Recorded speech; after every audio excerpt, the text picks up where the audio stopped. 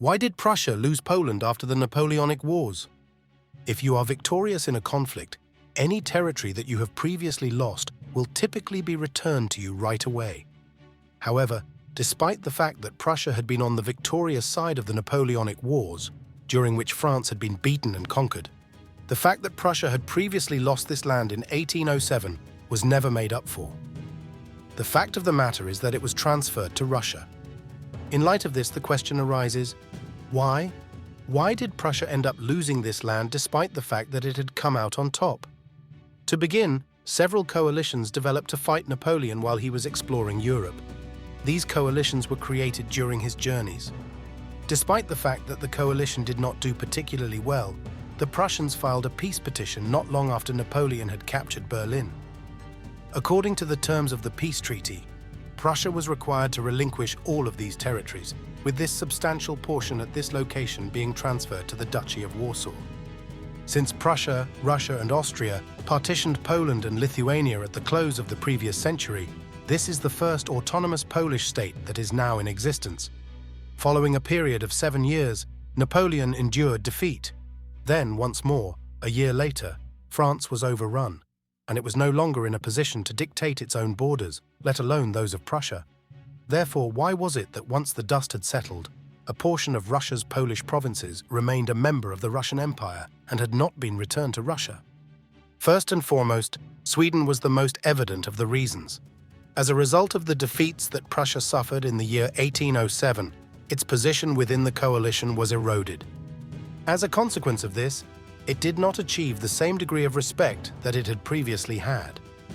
In the regions of Europe where German was spoken, Prussia and Sweden both had their sights set on acquiring territory.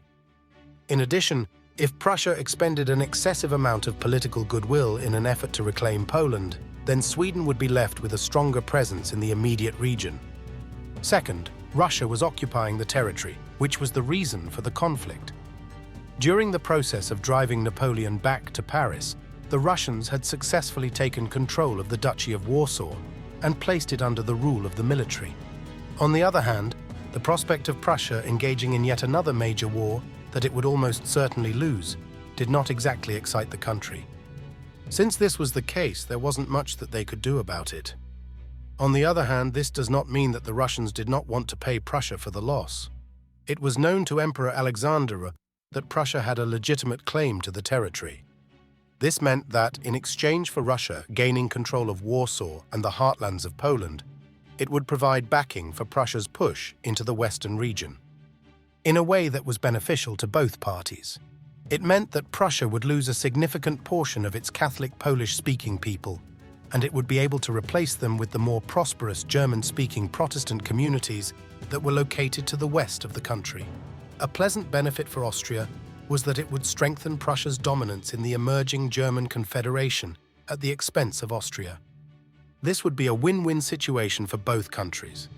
In addition, the acquisition of Poland was significant for Russia because Alexander the Great believed that some of Napoleon's liberal principles would still be in effect in the future. As a result, it was more advantageous for him to portray himself as Poland's liberator and protector than it was to take the chance that Prussia would get it wrong and Poland would break free. As a result of Poland's uprising in 1831, the country's position as an independent state was revoked, and it was formally absorbed into the Russian Empire as a territory. This would not remain the case for very long. This resulted in Prussia losing control of Poland, and Germany, which was the successor state to Prussia, would only briefly retake control of Poland during the First World War. Thank you for following this video. I invite you to subscribe to this channel to keep up to date with the next super interesting videos that will be released. Leave a like and a comment below, also with requests on what topics you would like me to talk about. See you in the next video.